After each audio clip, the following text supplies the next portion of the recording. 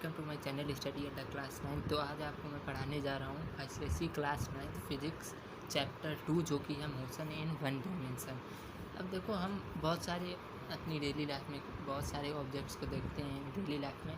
तो उसमें से कुछ ऑब्जेक्ट हम देखते हैं, कुछ ऑब्जेक्ट रेस्ट में होते हैं, कुछ ऑब्जेक्ट मोशन में होते हैं। जैसे कि मान लो जैसे तो अपना घर प्ले ग्राउंड होता है, स्कूल जिसमें तुम जाते हो, ट्रीज़ बिल्डिंग्स, इसको तुम क्या देखते हो? रेस्ट में देखते हो। रेस्ट में देखते हो एक ही जगह पे फिक्स्ड रहती हैं। पेड़ कहीं हिलता है, तुम्हारा प्लेग्राउंड कहीं हिलता है, तुम्हारा स्कूल कहीं दूसरी जगह शिफ्ट हो जाता है क्या? एक ही जगह रहता है ना, फिक्स्ड। तो यही चीज़ बताई गई है। तो ये सब क्या होते हैं? रेस्ट में। तो रेस्ट में क्या होगा? Objects which are stationary and do not change their positions with time are said to be at rest. अब देखो, जो ऑब्जेक्ट्स विच आर स्टेशनरी मतलब स्थिर, स्थिर मतलब उसी जगह पे फिक्स्ड रहना, and do not change their positions with time are said to be at rest. अब देखो, और अपना पोजीशन नहीं चेंज करते, किसी एक जगह से दूसरे जगह नहीं जाते, तो उस ऑब्जेक्ट को क्या कहते हैं कि वो ऑब्जेक्ट रेस्ट पे है। अब देखो दूसरी तरफ कुछ ऑब्जेक्ट ऐसे होते हैं जिनको हम देखते हैं कि वो चल रहे हैं, फिर रहे हैं, फिक्स्ड नहीं है, स्टेशनरी नहीं है। जैसे कि birds flying in the sky, vehicles moving on road, जैसा कि तुम रोज़ देखते हो। ट्रेन जाती है रेलवे ट्रैक पे, हमारी ब्लड जो आर्टरी और वेंस के थ्रू जाती है वो। तो ये ऑब्जेक्ट ये सारे किस चीज़ में होते हैं? Motion, in state of motion में होते हैं। अब कुछ ऑब्जेक्ट्स कंटिन्यूस मोशन में होते हैं, जैसे कि atoms, molecules, planets, stars and galaxy. अब देखो, object is said to be in motion when its position changes with time. अब एक ऑब्जेक्ट को मोशन में कहा जाएगा जब उसकी पोजीशन टाइम के साथ चेंज हो जाए। मान लो जैसे एक चीज़ यहाँ रखी है, यहाँ आ गई, तो ये मोशन हुआ। अब एक चीज़ यहाँ रखी है, यहाँ ही रखी है, तो ये रेस्ट होगा, ये रेस्ट होगा, और ये हो जाएगा तुम्हारा, ये मोशन हो जाएगा। तो यही चीज़ बताई जा रही है इसमें। अब देखो आगे है तुम्हारा, कुछ ऑब्जेक्ट्स की हम मोशन तो सीधे सीधे देख सकते हैं, लेकिन कुछ ऑब्जेक्ट्स का मोशन हम सीधे नहीं देख सकते। मान लो जैसे हवा है, हवा को तुम देखते हो कि हवा कैसे चलती है, पर उसको कैसे हम देखते हैं? जैसे जब कोई पेड़ हिलता है, या मतलब कुछ भी चीज़ होती है, या मूवमेंट ऑफ डस्ट पार्टिकल्स, धूल उड़ती है, तो उससे हम क्या पता करते हैं कि हाँ, ये हवा की वजह से उड़ रही है, तो ये हवा का मोशन है। देखो, कुछ ऑब्जेक्ट मोशन में चलती हैं तो कुछ ऑब्जेक्ट स्ट्रेट लाइन में चलती हैं, मतलब मोशन में होती हैं तो स्ट्रेट लाइन में। कुछ कर्व्ड पाथ या सर्कुलर पाथ में चलती हैं। कुछ ऑब्जेक्ट अपनी एक्सिस पे इस तरीके से रोटेट करती हैं, रोटेशन। स्ट्रेट लाइन तुम्हारा ये हो जाएगा, कर्व्ड ऐसे इस तरीके से, सर्कुलर गोलाकार। फिर उसके बाद देखो, कुछ ऑब्जेक्ट ऑक्सीलेट करती हैं टू एंड फ्रो। मान लो एक यहाँ पे रखी है, यहाँ आई, फिर अपनी जगह यहाँ आ गई। देखो मैं सही से दिखाता हूँ तुमको। ऑक्सीलेट मतलब होता है एक चीज़ यहाँ रखी है, यहाँ आई, फिर यहीं आ गई, फिर यहाँ आई, फिर यहीं इसी जगह आ गई। तो ये ऑक्सीलेट कर रही है, पहले यहाँ गई, फिर यहाँ आ गई, फिर यहाँ आ गई, फिर यहाँ आ गई। तो ये क्या कर रही है? Oscillate to and fro about its mean positions, या इक्विलिब्रियम पोजीशंस भी तुम बोलते हो। तो ये सब क्या है? मोशंस में है, ये सब मोशन कर रही हैं। ऐसे बाइसिकल रोटेट करती है, देखते हो। कुछ ऑब्जेक्ट ये सब कॉम्बिनेशन में होते हैं। ये ये क्या कहते हैं? ऑक्सीलेशन मोशन, कर्ड पाथ में और स्ट्रेट लाइन में। जैसे मान लो कोई बाइसिकल जा रही होती है तो स्ट्रेट लाइन में, कर्व पाथ में जाती है, और वो उसके छल्ले क्या होते हैं? एक्सिस पे अपने रोटेट करते होते हैं। तो इसमें क्या हो गया? रोटेशन भी हो गया, स्ट्रेट लाइन भी हो सकता है, और कर्व पाथ भी हो सकता है। तो ये कॉम्बिनेशन हो जाएगा मोशन का। अब देखो, अब तुम्हारे टॉपिक पे आते हैं, मेन टॉपिक। अब तुम्हारा पहला टॉपिक है इस चैप्टर में, स्केलर एंड वेक्टर क्वांटिटीज़। क्या है? Scalar and vector quantities. अब देखो, पहला है तुम्हारा, various physical quantities can be classified into two categories, namely scalar, और दूसरा है वेक्टर क्वांटिटीज़। अब स्केलर क्वांटिटी क्या होता है? स्केलर क्वांटिटी वो जिसमें कि मैग्नीट्यूड भी हो, स्केलर क्वांटिटी जिसमें केवल मैग्नीट्यूड हो और उसमें कोई भी किसी भी तरह का डायरेक्शन ना हो। मैग्नीट्यूड मतलब होता है हिंदी में आकार। उसका आकार होना चाहिए, किस आकार का है, किस साइज में है, लेकिन डायरेक्शन नहीं होना चाहिए। डायरेक्शन यही जो नॉर्थ, साउथ, ईस्ट, वेस्ट, तो उसे क्या कहेंगे हम? स्केलर क्वांटिटी कहेंगे। Thus, a scalar is completely specified by a single number which denotes its magnitude along with the proper units। एक ही सिंगल नंबर के साथ वो मतलब स्पेसिफाइड हो जाती है। अब देखो कुछ एग्जांपल्स स्केलर क्वांटिटीज़ के, length, distance, surface area, volume, mass, time, path length, speed etcetera. अब देखो work, power, energy, pressure, quantity of heat, ये भी क्या है, स्केलर क्वांटिटीज़ हैं। बहुत सारे स्केलर क्वांटिटीज़ हैं। अब स्केलर क्या करते हैं, follow the rules of ordinary algebra, केवल सामान्य अलजेब्रा को। अलजेब्रा क्या होता है, ये जो तुम पढ़ते आ रहे हो मैथ में, ए स्क्वायर प्लस बी स्क्वायर, ये सब सारे, ये सब जो पढ़ते आ रहे हो, यही होता है अलजेब्रा। अब addition and subtractions of scalars having same units can be performed just as for ordinary numbers. Just as for ordinary numbers, कुछ सामान्य नंबर के लिए भी के लिए ही इसका एडिशन और सब्ट्रैक्शन किया जाता है। किसका, स्केलर्स का। अब देखो दूसरा इसमें तुम्हारा वेक्टर क्वांटिटी। वेक्टर क्वांटिटी कौन सी क्वांटिटी होती है, जिसमें कि मैग्नीट्यूड भी हो और उनका डिफिनिट एक डायरेक्शन भी हो। मैग्नीट्यूड मतलब मैंने बताया था आकार, मतलब उसकी साइज, और उसका डायरेक्शन भी हो, नॉर्थ साउथ ईस्ट वेस्ट, कोई डायरेक्शन, तो वो क्या होता है, vector quantity. Therefore a vector is specified by its magnitude and direction both. अब स्केलर में क्या था, वो स्पेसिफाइड हो जाती थी केवल मैग्नीट्यूड से ही, पर इसमें वेक्टर में क्या है कि ये दोनों से स्पेसिफाइड होती है, मैग्नीट्यूड से भी और डायरेक्शन से भी। अब देखो कुछ एग्जांपल्स वेक्टर क्वांटिटीज़ के, displacement, velocity, acceleration, force, momentum, weight, ये सारी चीज़ें क्या है तुम्हारी वेक्टर क्वांटिटी की एग्जांपल है। मान लो जैसे हमने कहा कि एक ट्रेन दौड़ रही है velocity of 90 kilometre per hour towards north की तरफ। अब नॉर्थ देखो कहाँ होगा तुम्हारा, मान लो मैं इस तरफ कर देता हूँ नॉर्थ को, यहाँ ऐसे दौड़ रही है train at a rate of 90 kilometre per hour. तो द मैग्नीट्यूड ऑफ वेलोसिटी क्या हुई, 90 किलोमीटर पर आवर हुई।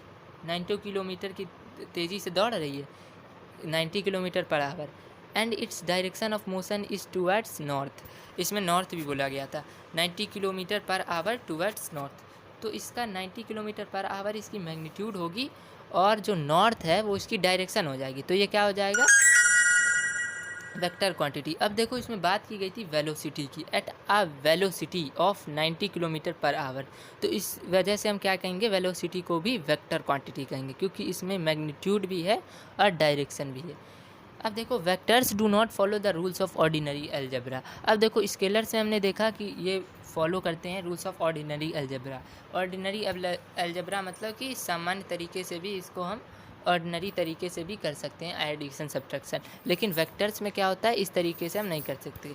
Addition and subtraction of vectors having same units can be performed by applying the law of vector addition only. अब इनका addition और subtraction vectors का कैसे होता है, by performing the law of vector addition only. अब vector के बारे में तुम्हारा 11th में पढ़ोगे, उसमें तुम्हारा फुल चैप्टर होता है वेक्टर के बारे में, उसमें तुम जानोगे कि ये वेक्टर एडिशन क्या होता है। यहाँ तुम्हारा शॉर्ट में दिया हुआ है 9th में, तो इतनी पढ़ने की ज़रूरत नहीं है तुम्हें। अगला देखो तुम्हारे आगे बढ़ते हैं। अब देखो आगे है तुम्हारा rest and motion. An object is said to be at rest if it does not change its position with time with respect to its surrounding. अब किसी ऑब्जेक्ट को रेस्ट में तब कहा जाता है जब वो अपना पोजीशन चेंज ना करे, with respect to its surrounding and with respect to its time. इसका मतलब क्या हुआ, मान लो ये तुम्हारा स्कूल है, ये यहीं पे रहता है, टाइम बदला, मान लो तुम 8 बजे स्कूल गए, 2 बजे आए घर, तो क्या तुमने देखा कि ये यहाँ आ गया, नहीं देखा। तो ये क्या होगा, विद रिस्पेक्ट टू टाइम इसने अपनी पोजीशन चेंज नहीं की। अब with respect to its surrounding भी नहीं की। देखो कैसे with respect to its surrounding होगा, यही स्कूल है, अब इसके आसपास कुछ पेड़ हैं, तो क्या पेड़ तुम्हारे स्कूल के पास आ जाएंगे और स्कूल पेड़ की तरफ चला जाएगा, ये नहीं होता है। तो ये क्या है, जो ऑब्जेक्ट रेस्ट पे किस ऑब्जेक्ट को कहते हैं, जो ऑब्जेक्ट अपनी पोजीशन चेंज ना करें with respect to time and with respect to its surroundings. अब देखो दूसरी तरफ क्या है, on the other hand an object is said to be in motion if it changes its position with time with respect to its surrounding.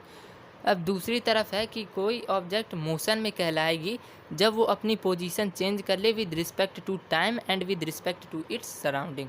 अब देखो birds fly करती हैं स्काई में, तुमने मान लो सुबह बर्ड्स को देखा फ्लाई करते हुए अपनी तरफ,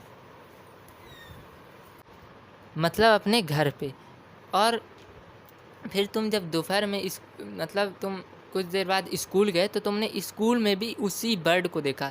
तो क्या हुआ, इसने विद रिस्पेक्ट टू टाइम अपनी पोजीशन चेंज की। पहले ये तुम्हारे घर पे थी, अब तुम कुछ देर बाद स्कूल आए तो ये तुम्हारे स्कूल में भी है वहीं बर्ड, वहीं सेम बर्ड। तो इसने with respect to time change की। अब विद रिस्पेक्ट टू सराउंडिंग इसने कैसे चेंज की, अब कुछ देर पहले तुम्हारे घर पे थी और अब तुम्हारे स्कूल में है, तो चेंज हुआ, सराउंडिंग चेंज हुआ। तुम्हारे घर का सराउंडिंग कुछ और है, तुम्हारे स्कूल का सराउंडिंग कुछ और है। तो वो ऑब्जेक्ट मोशन में कहलाते हैं जो अपनी पोजीशन चेंज कर ले with respect to time and with respect to its surrounding. अब देखो अगला है तुम्हारा, both rest and motion are relative terms. An object may be in motion with respect to one surrounding but may be at rest to some other surrounding. अब देखो इसके examples देखो, कुछ ऑब्जेक्ट ऐसे होते हैं जो किसी दूसरे को लगते हैं कि ये मोशन में है और उस आदमी को लगते हैं कि ये रेस्ट में है। अब देखो मान लो ट्रेन जा रही रेलवे ट्रैक पे, ट्रेन जा रही रेलवे ट्रैक पे और बगल में खेत खलियान है, वहाँ पे एक किसान है, फार्मर है, वो अपनी फील्ड पे खड़ा है, खेती बाड़ी कर रहा है। वो उसने ट्रेन को जाते हुए देखा रेलवे ट्रैक से, तो वो क्या फीलिंग करता है, क्या फील करता है कि ट्रेन के पैसेंजर्स ट्रेन के साथ साथ मूव कर रहे हैं। पर जो ट्रेन में बैठा हुआ आदमी है वो क्या फील करता है, वो यही फील करता है कि उसके जो फेलो पैसेंजर्स हैं, मतलब कि उसके आमने सामने जो पैसेंजर्स बैठे हैं, अगल बगल बैठे हैं, या वो खुद, वो क्या है, सब रेस्ट पे हैं। तो एक तरफ फार्मर है जो कि उसको मोशन में देख रहा है और दूसरी तरफ वो पैसेंजर है जो कि अपने आप को और अपने फेलो पैसेंजर्स को रेस्ट पे देख रहा है। अब इसी का दूसरा एग्जांपल ले लेते हैं। मान लो कोई मूविंग बस जा रही है, मतलब बस जा रही है, उसमें पैसेंजर्स बैठे हैं। अब उन्हें क्या दिखता है, रोड साइड ट्रीज और poles appear to be moving backwards. अब तुम कहीं जाते हो तो कोई चीज़ आगे बढ़ती है तो तुम्हें क्या लगता है कि हाँ, जो चीज़ पीछे निकल गई वो पीछे चली जाती जा रही है।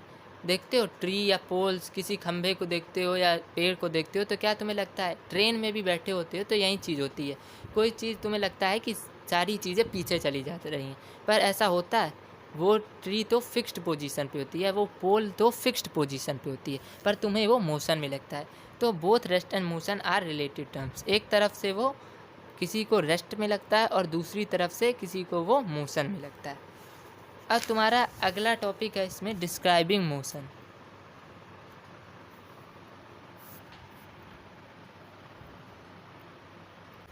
अब इसमें तुम्हारा है choice of origin. The location of an object is specified with respect to a reference point. Reference point मतलब जहाँ से उसका रेसिडेंस है या वो कोई पर्टिकुलर पर्सन जहाँ से आता है, तो वो उसका होगा रेफरेंस पॉइंट। तो क्या है, the location of an object is specified with respect to a reference point. किसी ऑब्जेक्ट का लोकेशन उसके रेफरेंस पॉइंट से ही पता चलता है। मान लो जैसे हमने कहा सरिता का स्कूल जो है वो 1.5 kilometre north east of her home है। सरिता का जो स्कूल है वो 1.5 किलोमीटर नॉर्थ ईस्ट आगे है उसके घर से, 1.5 किलोमीटर नॉर्थ ईस्ट। देखो मैं तुम्हें डायग्राम बना के दिखा देता हूँ। मान लो 1.5 किलोमीटर नॉर्थ देख लो, अच्छा 1.5 किलोमीटर नॉर्थ है, उसके घर से 1.5 किलोमीटर नॉर्थ आगे है स्कूल उसका। तो क्या हम बता रहे हैं कि इसमें position of Sarita school with respect to her residence. अब सरिता के स्कूल की पोजीशन बता रहे हैं with respect to her residence, तो उसका रेसिडेंस क्या हो जाएगा, मतलब residence of Sarita is her reference point. मतलब वो जहाँ से आ रही, कहाँ से वो आई थी, रेसिडेंस से आई ना, हमें पता चला वो अपने घर से आई। स्कूल उसका 1.5 किलोमीटर आगे है तो वो अपने घर से आई होगी, तो घर उसका क्या हो गया, रेफरेंस पॉइंट हो गया। तो हम अपने हिसाब से किसी भी ऑब्जेक्ट को रेफरेंस पॉइंट चूज कर सकते हैं, ये अपने ऊपर है। तो इस एग्जांपल से हमें क्लियर होता है कि we need a reference point to describe the position of an object. इससे क्या पता चलता है कि हमें एक रेफरेंस पॉइंट की ज़रूरत होती है to describe the position of an object, object की पोजीशन बताने के लिए। इस रेफरेंस पॉइंट को जो कि डिस्क्राइब करता है पोजीशन ऑफ ऑब्जेक्ट। इस रेफरेंस पॉइंट को क्या कहते हैं? इस कॉल्ड द ओरिजिन। इसे ओरिजिन कहते हैं। ओरिजिन मतलब उद्गम, उद्गम मतलब जहाँ से वो आया, वो पर्टिकुलर थिंग आया। अब देखो सरिता अपने घर से आई, स्कूल गई, 1.5 किलोमीटर इसका स्कूल आगे है। तो क्या बता रहा है? रेसिडेंस उसका रेफरेंस पॉइंट है। Reference point is called origin. Origin मतलब उद्गम, उद्गम मतलब जहाँ से वो पर्टिकुलर पर्सन आया। आगे बढ़ते हैं बच्चों। अब हम किसी ऑब्जेक्ट को मान लो बच्चों। अब देखो तुम्हारा अगला टॉपिक है motion along a straight line, जो कि है तुम्हारा डिस्टेंस एंड डिस्प्लेसमेंट। अब मान लो motion of an object along a straight line. कोई भी चीज़ कोई भी ऑब्जेक्ट मोशन कर रही है स्ट्रेट लाइन पे। अब देखो उसने इस एग्जांपल में देखो जो मैंने बनाया ये पिक्चर, इस एग्जांपल पे देखो, मान लो इसने अपना मोशन पॉइंट ओ से स्टार्ट किया, जो कि ये है point O. Sorry point O तुम्हारा है ये। पॉइंट ओ से इसने अपना मोशन स्टार्ट किया, जो कि उसका रेफरेंस पॉइंट भी कहलाएगा। ओरिजिन, मैंने कहा था ओरिजिन जहाँ से वो स्टार्ट हुआ, ओरिजिन। तो अब position of the object at different timings be given as follows. अब देखो पहले जब कोई घंटा नहीं था, जब इसने शुरुआत की, बस कोई भी 1 मिनट भी नहीं हुआ, जब ये अपने पोजीशन पे, तो इसने कितना डिस्टेंस ट्रेवल्ड किया? ये देखो 0 किलोमीटर, ये है 0 किलोमीटर डिस्टेंस किया। अब टाइम कितना हो गया? 1 आवर हो गया, 1 आवर। तो अब पोजीशन ऑफ ऑब्जेक्ट कहाँ गया? ए पे चला गया, ए पे पोजीशन ऑफ ऑब्जेक्ट ए पे चला गया पोजीशन ऑफ ऑब्जेक्ट। ओ ए देख लो 40 किलोमीटर, ओ से ए देखो 40 किलोमीटर है, ये 40 किलोमीटर। अब देखो, अब जब 1.5 घंटे हो गए, 1.5 आवर भी बोल सकते हो, तो ये कहाँ चला गया? ये चला गया तुम्हारा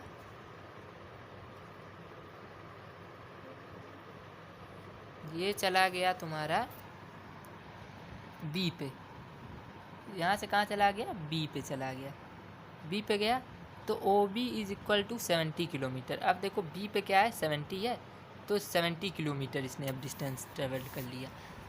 फिर जब 2.4 आवर्स हो गया, क्या हो गया? 2.4 आवर्स हो गया, तो फिर ये कहाँ चला गया? ये सी पे चला गया 2.4 आवर पे। तो इसने फिर कितना डिस्टेंस ट्रेवल्ड किया? देखो ये ध्यान देना, यहाँ पे मैं इसको इरेज करता हूँ थोड़ी देर के लिए। ये ध्यान रखना कि ये सी पे गया है। तब देखो इसने कितना डिस्टेंस ट्रेवल किया सी पे जाके। पहले इसने किया ओ बी फिर किया इसने बी सी किया, O B plus B C. अब देखो ओ बी किया इसने, ओ से सी तक जाने के लिए, मैंने बताया था पहले, ओ से सी तक